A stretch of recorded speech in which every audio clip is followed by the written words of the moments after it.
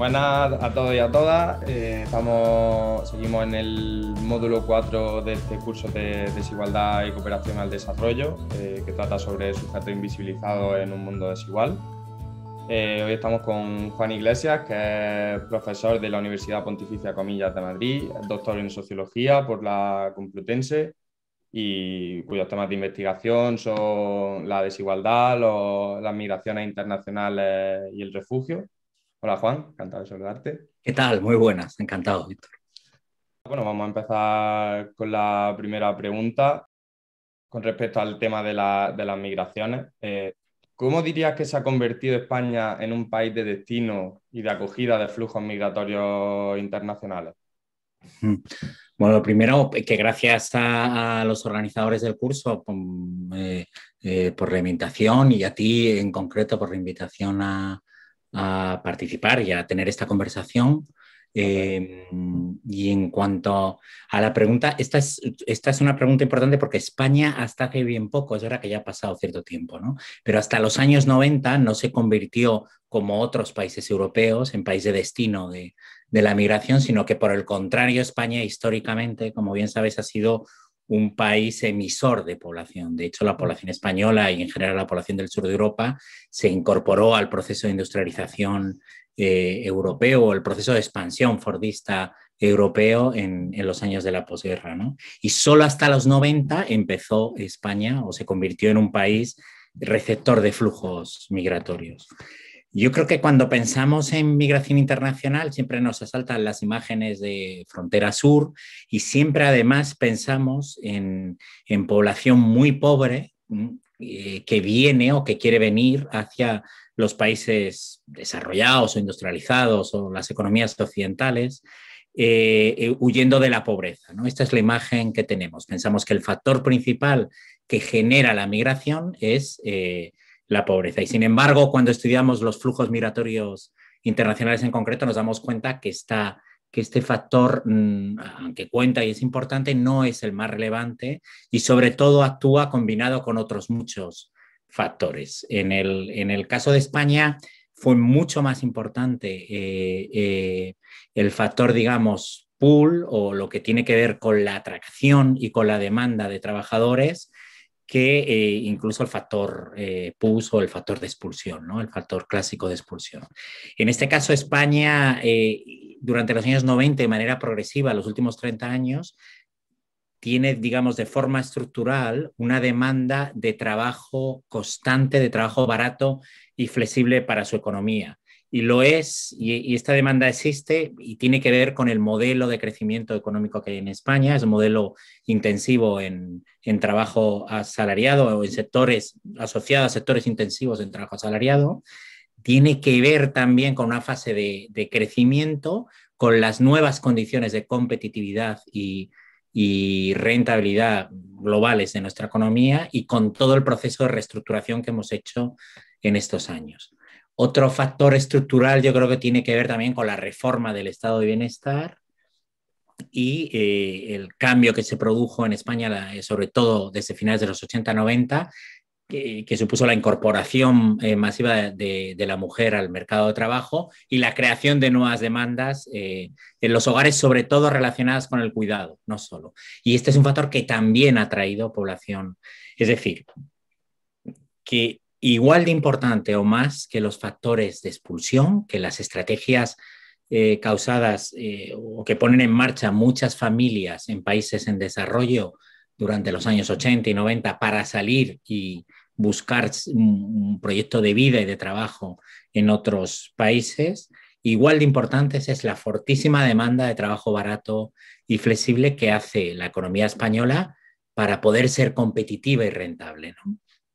Y este es un factor que a veces no se tiene en cuenta. La migración se cuenta desde los otros, desde lo que pasa allá y no desde lo que pasa en nuestros países o en nuestras economías. Y después hay otros factores importantes que moldean, si quieres, que crean y moldean los flujos migratorios. Uno, sin duda, es el factor institucional y en España han tenido más facilidades de acceso las personas o los migrantes, personas procedentes de países latinoamericanos, por ejemplo, que de otros países.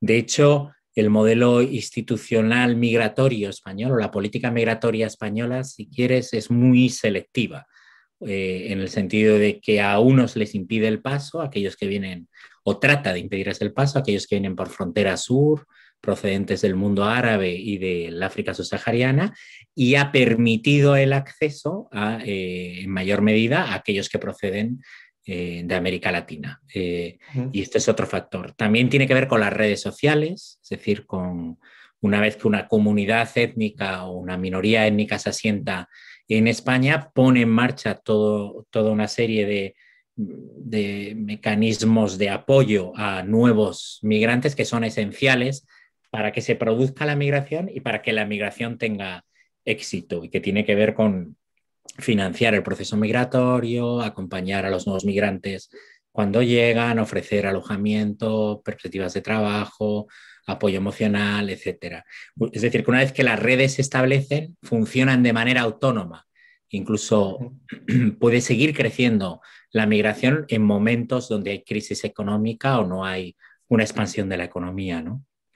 Y yo diría esto, sí es importante también reflejar que al lado de esta migración más laboral o económica, donde también hay otros motivos, ¿no? Nunca es puramente económico, existe lo que llamamos migración forzosa y sobre todo existe el refugio, ¿no? Que tiene que ver con los motivos clásicos por los que se le reconoce a personas que han tenido que huir de sus países, se les reconoce la condición de primero solicitantes de protección internacional y después de refugiados, y que en España los refugiados han crecido de manera progresiva también en los últimos 5 o 6 años.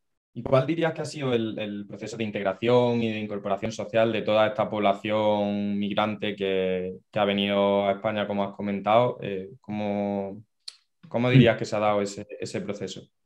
Sí, o sea, yo diría que primero habría, o sea, la población de origen inmigrante en España en este momento es del 17%. O sea, el 17% de la población española tiene un origen inmigrante. Y esto sin contar a los hijos de los inmigrantes, hijos que como bien sabes, 1 de cada 4 nacimientos en España procede de la población de origen inmigrante, ¿no?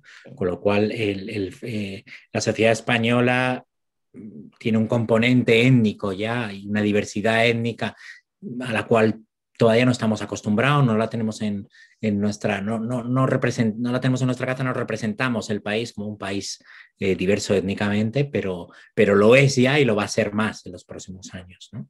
¿Y de quién estamos hablando? Pues estamos hablando sobre todo de población latinoamericana, pero también de otros grupos, ¿no? De población marroquí, de población rumana y sobre todo yo creo que la característica esencial es una enorme diversidad.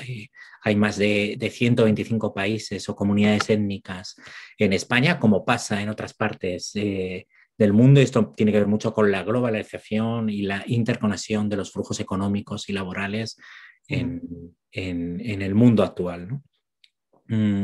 Pues la población de origen inmigrante llegó y se asentó principalmente en Madrid y Barcelona, en las 2 zonas metropolitanas, y después en toda la costa del Mediterráneo, si quieres desde Girona hasta Huelva, asociada al modelo turístico y agroexportador intensivo en trabajo asalariado, que es el que tenemos, ¿no? Y entonces ahí es donde se asentó principalmente, aunque después se ha difundido por todo el territorio.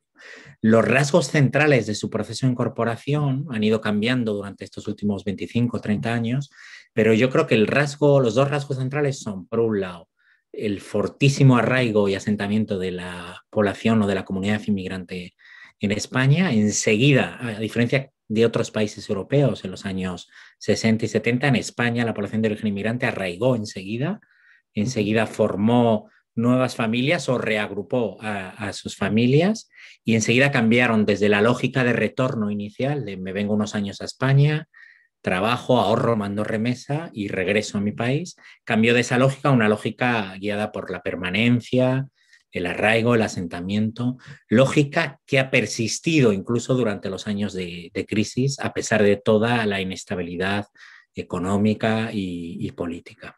Ujú. Es una migración muy familiar, con hogares muy fuertes, formado no solo por los grupos familiares nucleares, sino también por parientes y por familia extensa.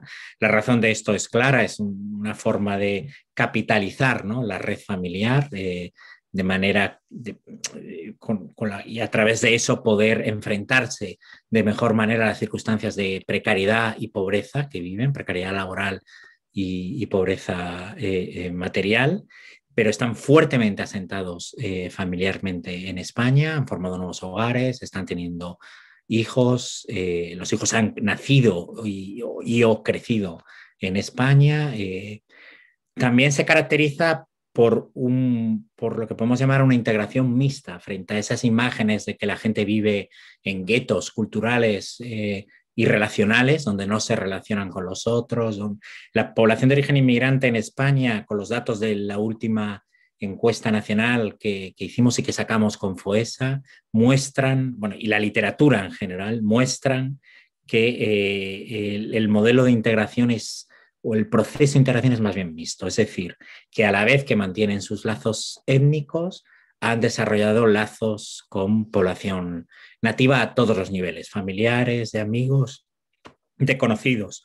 Ujú. Por ejemplo, las parejas mixtas y las parejas interétnicas crecen muchísimo o han crecido muchísimo en estos últimos años. Y en términos culturales es así, cuando a la gente les preguntas qué tipo de tradiciones o costumbres llevan, incluyendo a la población marroquí y subsahariana, que es la que tiene más fuerte el estereotipo negativo, lo que te encuentras es que siguen ambas tradiciones, siguen la tradición étnica de origen y siguen también la tradición española o más bien local, ¿no?, aquella tradición, y han cambiado muchos de sus patrones, los han reajustado, han generado patrones mixtos, ¿no?, de integración. Y eso digo contra la imagen del gueto cultural y relacional. Y después, en términos de simbólicos, la gente se siente cada vez mejor acogida, cada vez más integrada, o se siente acogida, se siente cada vez más integrada y se siente formando parte de la sociedad española, aunque hay diferencias por origen étnico. Y un dato concluyente es que en estos momentos alrededor del 35-36% de la población de origen inmigrante tiene la nacionalidad española, o sea, está en español, como podemos ser tú y yo, digo, que tenemos que hemos nacido aquí y que accedimos por nacimiento a la nacionalidad. Y esto todavía nos cuesta entenderlo. Seguimos pensando en una España nativa o la España clásica, ¿no?, donde la inmigración es una población que está, pero que está aparte, y esto ya no es así. La inmigración se ha incorporado, forma parte, está sentada y forma parte del país que somos ahora y del que vamos a ser. Pero junto a este fortísimo arraigo social, lo que encontramos es una fuerte segmentación étnica. La población de origen inmigrante está profundamente etnostratificada nuestro mercado de trabajo y en nuestra estructura económica y social. Ocupa los peores puestos de trabajo y está sobre representada claramente en todas las posiciones más bajas de la estructura social y del mercado de trabajo. Bueno, pues alrededor del 75%, un 83% en el caso de las mujeres, ocupan trabajos manuales, mayoritariamente de cualificación básica, aunque algunos también cualificados. La mayoría de ellos, vamos, el 73% de la población inmigrante está fuera de la norma social de empleo, es decir, tiene empleos temporales, precarios y de bajos salarios, está muy alejada de los ingresos medios y del salario medio en España. Hay un porcentaje muy significativo, además, que está por debajo del salario mínimo interprofesional, sobre todo mujeres, sobre todo servicio doméstico, pero otras ocupaciones manuales. Y además es un modelo que, contra lo que dicen las teorías de asimilación americanas o aquellos enfoques más basados en el capital humano, es un modelo que persiste en el tiempo por muy diferentes razones. Es decir, que se está produciendo la consolidación, ¿no?, de la etnostratificación en nuestra sociedad, donde el origen étnico inmigrante significa o conduce a estar en posiciones más bajas laborales y esto habla de un cierto racismo estructural en los términos clásicos de la literatura. Es decir, que igual que el racismo social y cultural, que ahora hablaremos, las relaciones parecen más tranquilas o las expresiones de tensión racial parecen más sosegadas en España que en otros países, en términos económicos, sin duda estamos ante una estructura social que podemos calificar como de racismo estructural, ¿no? En ese sentido, de segmentada por razones étnicas. Además, en un mundo en el que digamos que el eje fundamental de la integración es el trabajo. Es decir, Exacto. Exacto. Sí, sí. Bueno, yo diría que procedemos de un mundo y que todavía digamos que nuestro sistema de bienestar está construido a partir del empleo, de la norma social de empleo, que era la que te garantizaba el acceso a un trabajo regular o un sistema de protección social y, por tanto, unas condiciones de vida decentes y a formular proyectos vitales, familiares, sociales, decentes, ¿no? Vale. Esa norma se ha roto en nuestra sociedad y uno de los grupos que mejor representa la ruptura de esa norma es la población de origen inmigrante. Claro. Claro. Vale, y sobre la cuestión de los prejuicios étnicos, las relaciones intergrupales, que has comentado algo, pero bueno, ¿cómo definirías las relaciones que existen entre ambos grupos, digamos, los nativos e inmigrantes en este momento en España? Sí, o sea, digamos que yo creo que es bueno situar este debate en torno a la crisis, ¿no? Cuando llega la crisis económica en España, que en España es una crisis financiera, pero es una crisis productiva y que interrumpe en nuestro modelo productivo, algo que pasa cíclicamente en nuestra economía y que produce muchísimo desempleo debido al modelo económico que tenemos.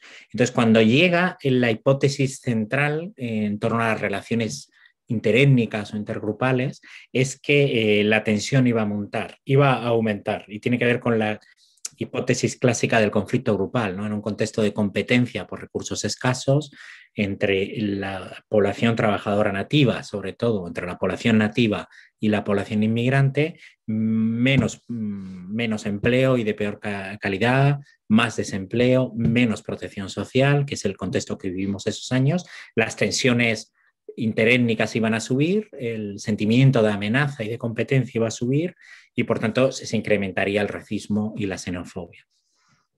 Pues bien, lo que ha pasado, y esto es lo que ha pasado en otros países europeos también, lo que ha pasado en España no tiene nada que ver con esto, sino, digamos que todo lo contrario, las actitudes sosegadas y tranquilas que existían en los barrios populares, que es donde mayoritariamente se ha concentrado la población de origen inmigrante, las relaciones entre ambos grupos son tranquilas y sosegadas, y eran tranquilas y sosegadas y se han mantenido durante todos estos años. Todos los estudios han mostrado, tanto encuestas como estudios cualitativos, nosotros también hago algo de publicidad, acabamos de sacar un libro hecho en 6 barrios populares, digo porque lo hemos sacado hace un mes, en 6 barrios populares sobre las relaciones entre ambos grupos, con Cáritas, un FOESA, mostrando ese proceso, ¿no? Las relaciones son tranquilas, cordiales, distantes, es decir, hay una cierta distancia grupal entre la población nativa trabajadora y la población inmigrante, pero son respetuosas, de una consistencia tranquila, ¿no? Esto es lo que se ha producido en España. Pero también lo que hemos encontrado en este estudio y otros estudios también es que por debajo de esas relaciones cordiales o tranquilas sí existe un fuerte prejuicio étnico. La gente lo llama de muchas formas, racismo silencioso, antagonismo, estereotipos. Lo que nosotros encontramos es que existe un fuerte prejuicio étnico grupal, ¿no? Que es social, que no es individual. Y es un prejuicio compartido por una gran parte de la población nativa, sea, voy a decir, esté o no esté a favor a veces de la inmigración. ¿Y ¿Qué componentes tiene este prejuicio étnico? Pues tiene 4. Es la representación que nos hacemos del otro, o sea, cuando vemos a una persona de origen inmigrante y la definimos así por algún rasgo externo, por el fenotipo, por el acento, por la forma de vestir, enseguida asociamos 4 cuestiones a esa persona y a su grupo, que son diferentes a nosotros, ¿sí? Proceden, no pertenecen a nosotros comunitarios, proceden de otro grupo, son de otro grupo, de otra nación, de otra etnia. No solo son diferentes, sino que son inferiores o esto es muy sutil y de manera muy directa pensamos que nuestra cultura es superior, más moderna, esto tiene unas profundas raíces coloniales, tiene mucho que ver con la historia, cómo nos han contado la historia y cómo nos hemos representado a nosotros mismos y a los otros en la historia. No solo somos diferentes, sino que somos superiores. El ejemplo clásico, bueno, hay miles de ejemplos de esto. El tercer factor es que por las 2 cuestiones anteriores nosotros tenemos posiciones de ventaja nativa, es decir, que dentro del orden social cada uno de los 2 grupos debe ocupar posiciones sociales diferentes. Nosotros una aventajada porque somos de aquí y los inmigrantes una secundaria por el simple hecho de serlo. Y esto a todos los niveles, en el mercado de trabajo, en protección social, en educación, en el acceso a la universidad, pero incluso en el uso y disfrute de la plaza pública o del parque en el barrio, ¿no? O de las instalaciones deportivas. Tenemos preferencia y un uso preferente porque somos nativos. Y en cuarto lugar, que esa preferencia nativa, esa ventaja nativa en cualquiera de esos ámbitos está amenazada por la población de origen inmigrante.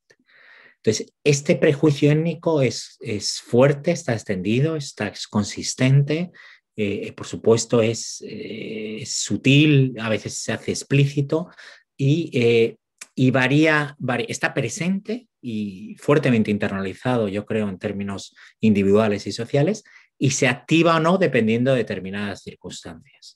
En el caso español, la activación ha sido muy baja, ¿sí? Ha sido muy baja, pero eso no significa que el prejuicio no esté presente. El prejuicio está, pero se ha activado poco.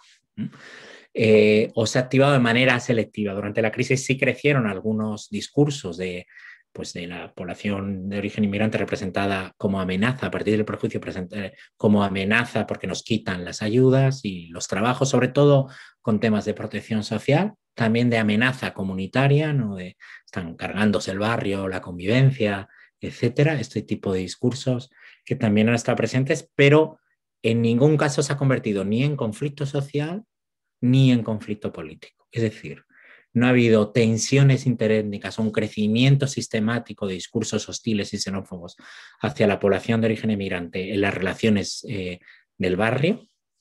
Sí ha estado presente a través de actitudes, a través de comentarios, de run que a veces existe en los barrios populares sobre los inmigrantes, que aparece y desaparece, y a través de conductas hostiles en algún caso, pero no una tensión sistemática, no se ha convertido en conflicto social y tampoco en conflicto político. Es decir, pese al crecimiento de partidos políticos de extrema derecha en España, este crecimiento no se ha activado a partir de un voto antimigrante. Ha sido mucho más importante la cuestión catalana, es decir, el catalizador del voto ha sido mucho más la cuestión catalana o la propia ideología conservadora de derechas, de derecha extrema, yo diría, y otra serie de factores que el factor antimigrante, que hasta el momento no está funcionando como catalizador del voto de la extrema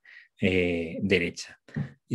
Ahora bien, el prejuicio étnico sigue presente y el problema es que en los barrios populares tenemos esta combinación muy complicada entre fuerte prejuicio étnico, aunque sea de manera sutil, y crecimiento del malestar social y de la precariedad. O sea, el precariado se ha convertido como el destino, digamos, vital y estructural para los barrios populares o para las clases trabajadoras o los sectores populares en España. La combinación de ambos puede dar en algún momento lugar a que calen y crezcan los discursos que tratan de explicar los problemas sociales desde la presencia de los inmigrantes. Hasta el momento no se ha dado, pero si no hacemos políticas universales de cohesión social y de gestión de la diversidad, esto se puede dar perfectamente en España en los próximos años. Bueno, Juan, nada, muchísimas gracias por tu tiempo y por tu conocimiento. La verdad que ha sido súper interesante y nada. No, hombre, gracias a ti. No. Gracias, encantado. Igualmente. Hasta pronto. Chao.